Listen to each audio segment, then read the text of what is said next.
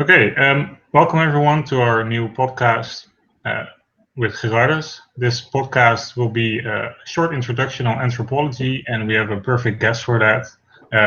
Peter, could you please introduce yourself? Yes, hello, my name is Peter Berger, and I'm an anthropologist. That's why I'm here, I guess.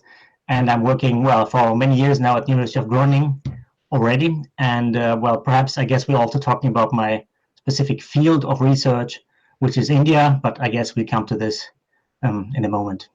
Yes, that's true. That's quite specific indeed. So we want to start off a bit more broad. So could you tell us, for everyone that is new to anthropology, why is anthropology useful? Why do you actually need to study it? Yes. Well, with this question, you get directly into the very important matters indeed. Well, let me start by saying that I think when you ask about how useful is it, I don't like the term useful so much because it suggests a certain ideology of homo economicus. That means a kind of way that you can, in a way, anything in the world you can measure in terms of costs and benefits. Mhm. So I would prefer speaking about relevance. Why is anthropology relevant? In which way does it make a difference? Why does it matter, right? And there are specific ways why it's relevant, and there are also more general ways. And I would like to start with the most general, in my view. Well, I think what anthropology really offers is that it challenges our common sense. That means common sense, meaning what we think is natural, our way of living, the way we see the world is natural, is normal, is healthy, right? And this common sense, you have that common sense all over the world. And what anthropology says, it's no. You're just one of many. We're sorry. Your common sense is nonsense in other places of the world, and when you go back to history, it just doesn't work. Mm-hmm. So what anthropology offers is that there are many alternative ways of viewing the world, of living in the world, and this is actually a crucial aspect anthropology offers, right? So, and that is not only, certainly when you think about the globalized world we live in, the ability to change perspectives, to appreciate and understand other ways of living is absolutely crucial. It's an important competence, right? So what anthropology shows is, when we think about our common sense, there are different ways how people, so to say, maintain their livelihood, their economy, or their politics, or their religion. And in most places in the world, these categories of religion, economics, and politics don't even make sense. So anthropology challenges all that, and I think that's really important.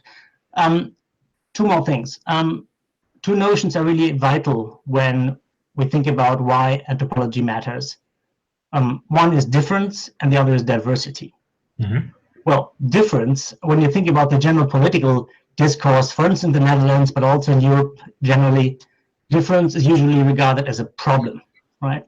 The different is difficult to understand, difficult to integrate, whatever. We all know these debates, right? Especially from right-wing parties. Now, anthropology directly starts with the opposite. We assume that understanding through difference, that is, so to say, in any case, that's my minimal definition of what anthropology is. Mm-hmm. So not like what you heard earlier, women cannot really understand men and the other way around, or the young cannot really understand the old, and you can continue this list in terms of ethnicities or religion. It's a statement of limits of comprehension. Mm-hmm. And I think what anthropology really says is, if you encounter the difference, that's actually a spark. It's a spark of interest that then can lead to mutual, deeper understanding. I say can because it doesn't happen naturally. You really have to make an effort in understanding someone. And if you make that effort, that's really rewarding because you can understand the other culture, and in the process, you also learn more about yourself. Well, that was different. And the last one, diversity. I think globally now it is acknowledged that biodiversity is a crucial aspect, mm-hmm. right? We need diversity of crops in order to be sustainable, etc. But cultural diversity is equally relevant for human survival. A colleague of mine from Cambridge, Piers Vitebsky, he mm-hmm. coined a nice term, namely theodiversity. It's a diversity of worldviews. Mm-hmm. So what we have in the diversity of cultures at present and in the past is actually a huge repertoire, an archive of how different cultures have been dealing with certain problems and offering different solutions. So it's a repertoire of approaches and ways to see and deal with the world.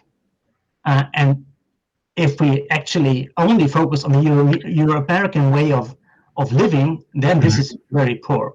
And now, give you a specific example, and then I close with that answer, is that, for instance, where I work in Highland Central India, like in many other places in the world, indigenous people have been looked down upon as primitive, they don't know anything, especially with cultivation, for instance. They earlier was said that their way of cultivation destroys the forest. Well, you still have those discourses of their backwardness, quote unquote. However, what you also see in recent years increasingly is that people and policymakers and governments, they understand that, well, their ways, their human-environment relationship, that's interesting. And in fact, shifting cultivation and this multi-cropping, they know a lot about seeds. In fact, they are now even described as guardians of seeds in certain contexts. You see? So it's interesting. So in short, why does anthropology matter? Because I think it puts those aspects of difference and diversity in the positive, constructive sense really on the agenda. Would you? This made me think of you always hear stories about people who travel a lot, not anthropologists, just people who like to go on holidays.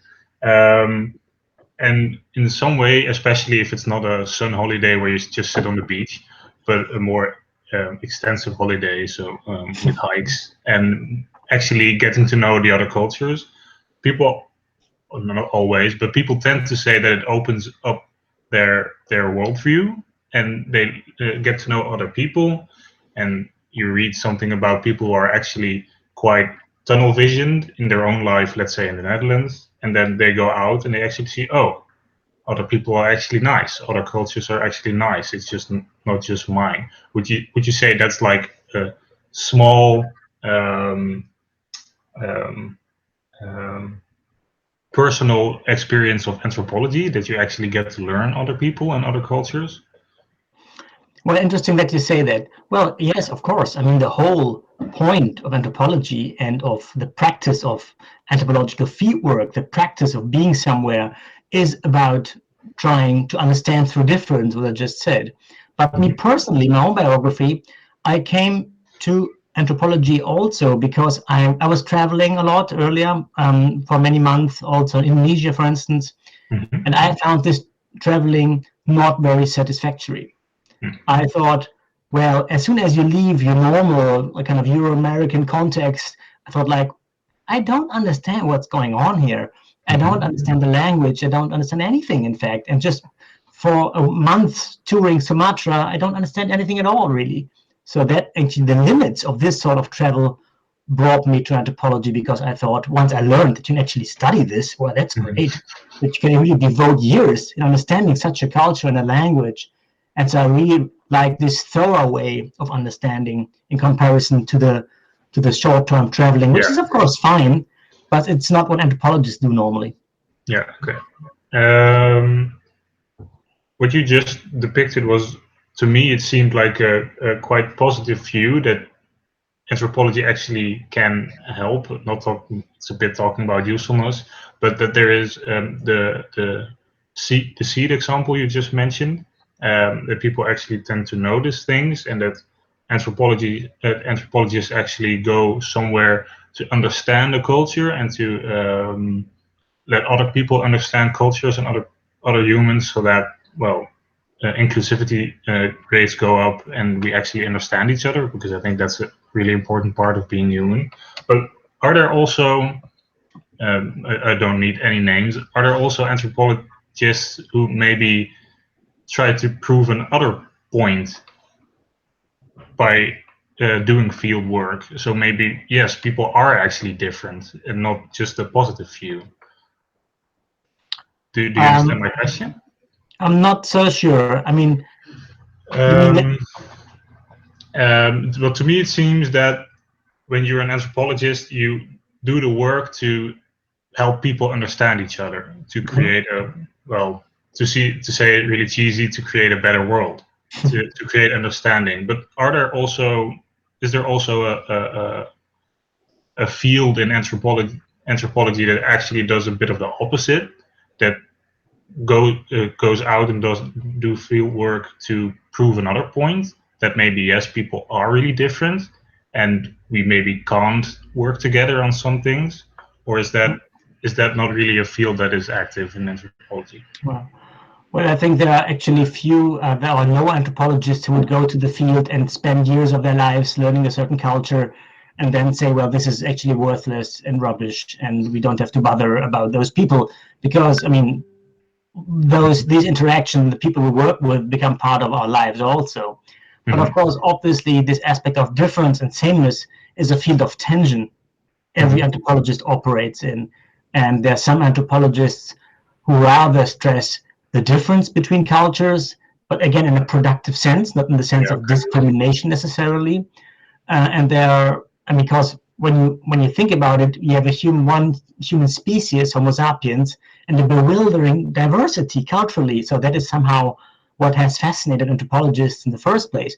But on the other hand, we are all humans, and we all deal with human issues, with death, illness, and livelihood and reproduction, right? So, and this is also stressed by some anthropologists, the similarities between of humans across cultures, as it were, right? But generally, I think anthropologists would regard this diversity and would say that every culture has something to offer without romanticizing this culture. Where there have also many. It's not our job to assess cultures. We just describe them and try to understand them, right? And we don't evaluate and don't rank cultures in terms of whatever. Okay, that's pretty clear. Thank you. This was all pretty general and pretty broad. I think I know a bit, but not that much. I would be really interested in your actual field work and your actual experiences, because you do talk about that during lectures, but I don't know everything, especially not the viewers.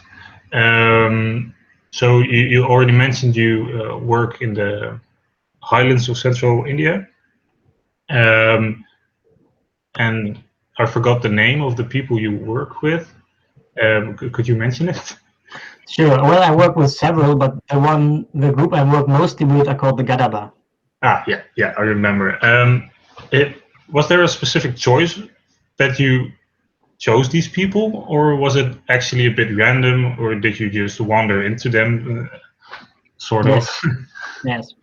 Well, I made a very explicit choice in studying anthropology.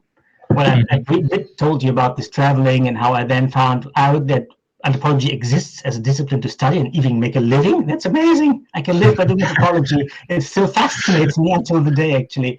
I can actually live from that. But actually, so I chose anthropology very consciously because exactly I wanted to have the experience of, is it possible to inhabit another culture? No, right? Fully, with all your senses and learning the language, but with your whole body and mind and spirit. So this is what I wanted to do. And then I went to Berlin to do my studies.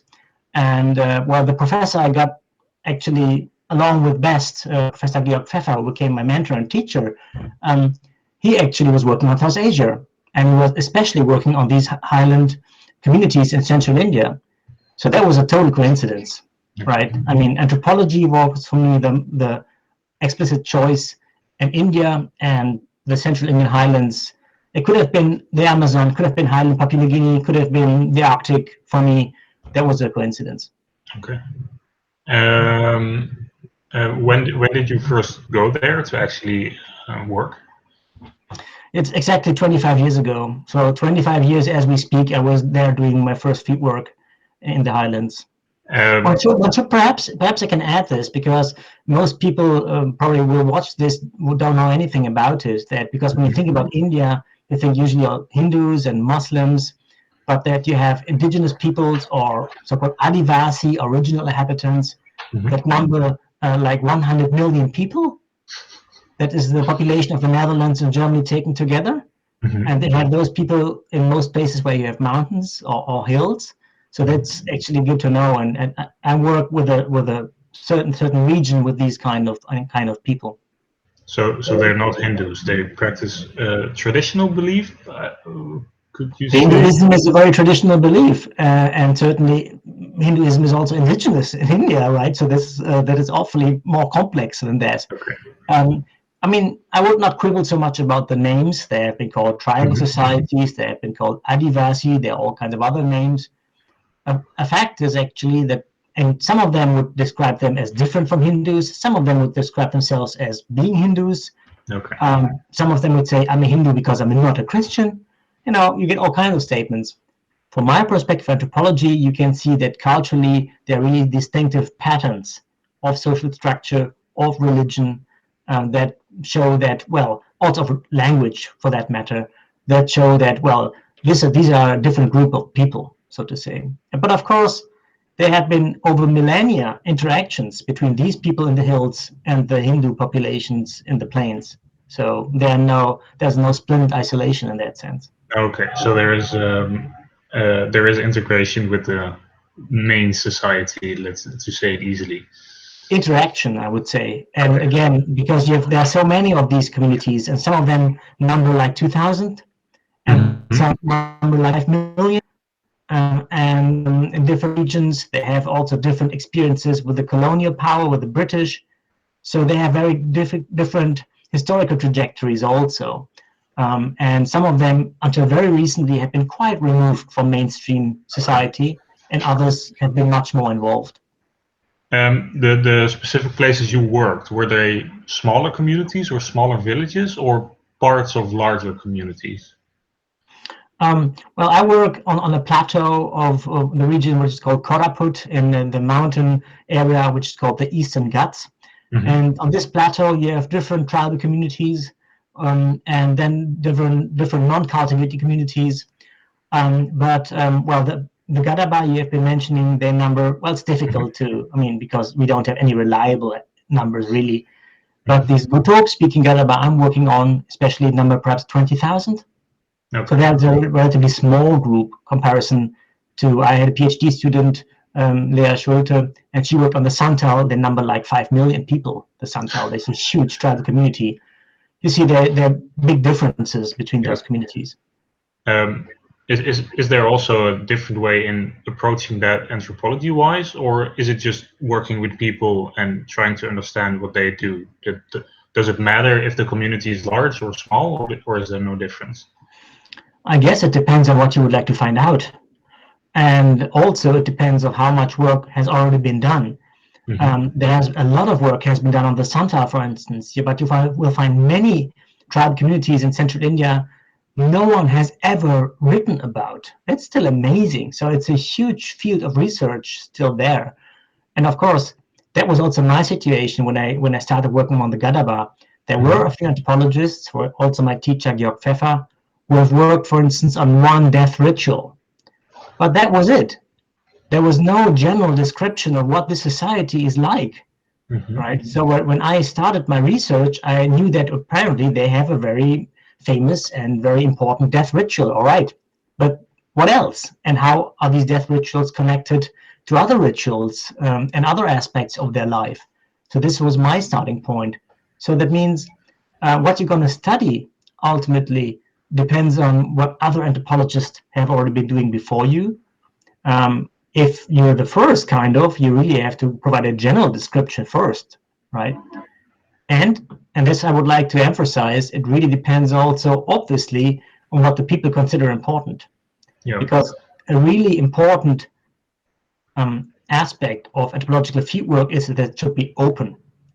Of course, we write research proposals, write down what we want to do, but ultimately, when we get there, we should be open to see, all right, what do the people find important? Because it's not about ourselves, it's about the ways of life of the people we live with, and we are guests for a year or two, right? So anthropological fieldwork should be open to new directions, and that obviously shapes what your research will be like. What really fascinates me is the practical side of it. The little things like how do you get in contact with these people? Because you just mentioned you are a guest. But do you actually need to buy a home or rent a home? I really don't know. What is the practical side of first coming to, let's say, a village or a community? Do you contact them beforehand, or do you work it out when you're there? How does that work? Yeah, I guess in most cases you have some sort of culture brokers, quote unquote. That Okay. mean, of course, you.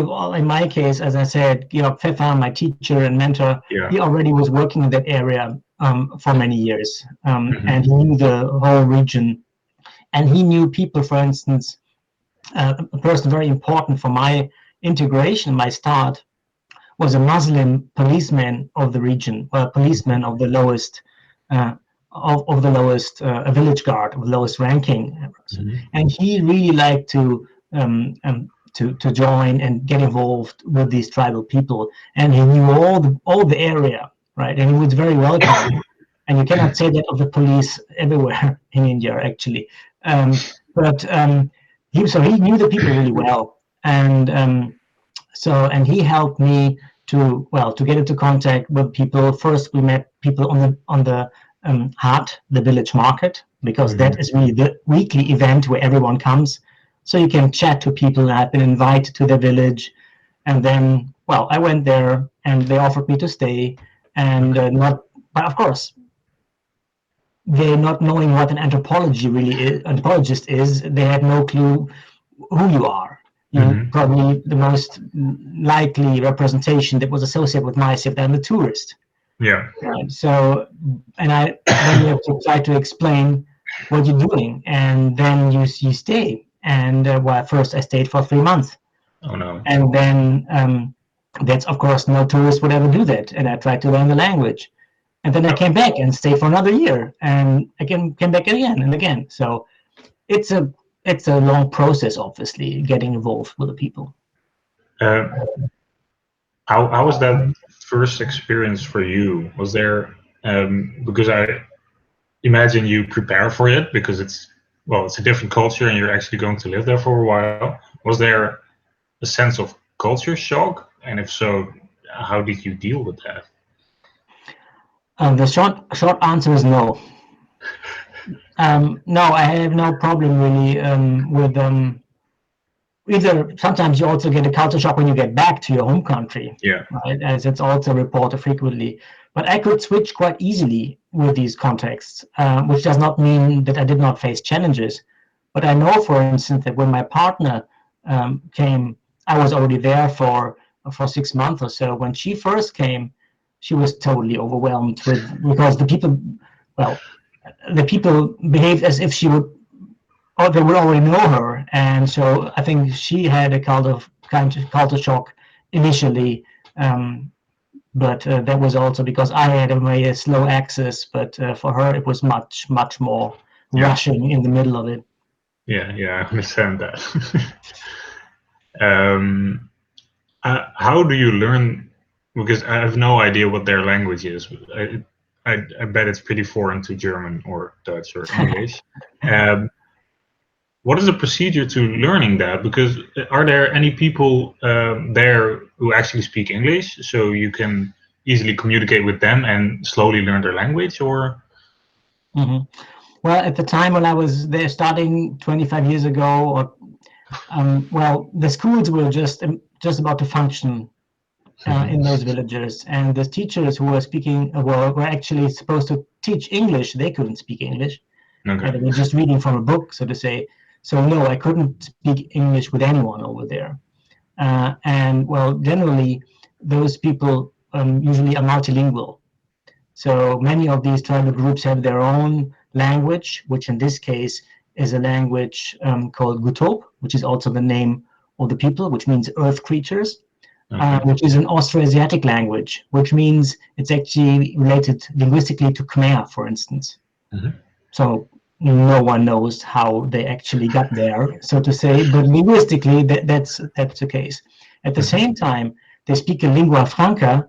All the tribes speak a lingua franca, which is called Dacia, and this hmm, is a dialect of the state language of Odia, which is spoken in the plains. All right, and Odia again is relative close to Hindi. perhaps in a way like Dutch is to German. Yeah. Right. So what I did actually when I was a student, you cannot learn any of these languages in Germany. And you can perhaps learn Hindi somewhere, or you perhaps can learn Tamil, but Odia you cannot learn. But I was lucky because when I was a student in my second year already, we had a professor from that region, from Odisha, from Bhubaneswar, coming over, Prasanna Kumar Nayak, and he came over to Berlin and taught a small group of people, like 3 or 4 people, just basic, a whole summer, every day we were meeting there and learning this language. And this enabled me, when I went first 25 years ago to the Highlands, I could speak a little bit in this Odia, but I couldn't understand what they were replying, because this local dialect of that lingua franca was so different already. It took me a long time to get my head around that. A positive thing was that the first 7 months in the field, I was on my own. No assistant, no nobody. All right, what do you want to do? I mean, you learn the language and you really, you engage. That's why you're there, right? So I had some basic understanding of this Odia, but then when you come to the Highlands, that's not worth so much. It's similar, perhaps, if you learn like kind of this high standard German, and then you go to the deepest Bavaria region in the Highlands, in the Alps, or whatever, and you don't understand a word what they're saying, or with Gronings for that matter. Yeah. So it was just learning by being there. And while you were learning the language, were you just, because I imagine you still work. I mean, learning the language is work because it's part of the work, but you also, do you just observe them because you can't easily communicate, or do you also try to communicate just with your hands and your feet? Yeah, thanks for offering me the opportunity to also clarify a misconception of what anthropologists do in the field. I think also sometimes I have the feeling that students think that the only thing that anthropologists do in the field when they do field work is doing interviews. Right? But I think I did my first interview that deserved the name after a year in the field. Right? But of course, what you do is also to be there, to live there, to do what other people are doing, to go with them to the field, to hunt, to whatever they do. And observation is a very important aspect, right? So in a way, in the sense, the first month when I was not really able to communicate successfully were also those months I had the best observations, the most precise. Also because everything is new when you're there first. So it was just a wealth of observations that totally covered up with my lack of ability in speaking at that point. But that gradually improved, so to say. So just being there, living the life they live to the extent that's possible. Well, I was a total failure in agriculture. I mean, plowing or climbing trees. I had no clue how to do that. But to the extent that's possible, and observing what's there, that's really a very important element of anthropological fieldwork. And then later on, the more you learn, the more questions you have. And then at some point, I also got a research assistant, and my own language competence was better, and I was pretty fluent at some point in this lingua franca of Desia. And well, then I knew what to ask, whom to ask, and I could speak properly, and then was actually the moment to start doing interviews. But that was after a year, basically. Do you still go there for work? Because I know you go to India every year, but is that for work or is it also for pleasure, just meeting friends? My work is pleasure, I must say. Okay. But no, I don't go to India for holidays. Of course, I have many friends there now, and but I would not go there for holidays. Whenever I'm in India, I'm there for work, actually, which does not mean that it's not also great pleasure being there and meeting all these people again. So the region where I did my field work was politically difficult over at least the last 10 years, because you have so-called Naxalites, Maoist groups who actually are active against the state. On the other hand, you have heavy reactions by the state in terms of military presence in those regions, which made my stay in that region very difficult. So and that had a huge impact on the possibility of doing fieldwork there for me. So that means, but this has improved to extent also, so but I kept visiting, right? So the last time I was there is 2 years ago, actually with a colleague from Archaeobotany, René Kappas, because we're doing a project together, and we traveled the region together. So I try to go there as often as I can. And do you, maybe master is a big word, do you still master the language? Does it come easily to you? Well, it takes me a day or two usually to get back into the language.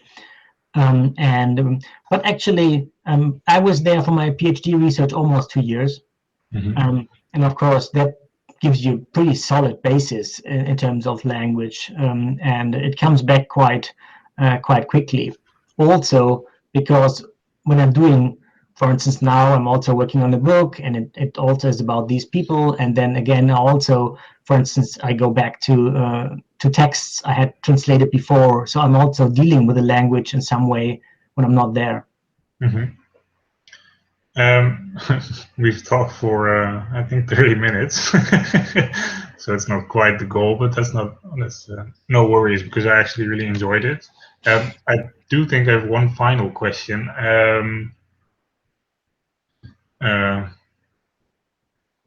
Or don't I? Yeah, you already mentioned it a bit, and I already did as well, about friendships. Are there friendships with the people you work with, or are those friendships you mentioned with just other people in India you have met during the travels? No, I mean, definitely. I mean, as I said, I was staying for almost 2 years in a particular village, and from there, I visited many other villages of the region.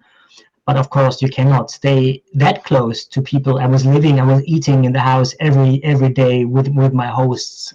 Even though I had a house by myself, a small mud house, I was eating with them every day in, day out. So it's impossible not to make friends, and also very deep friendships.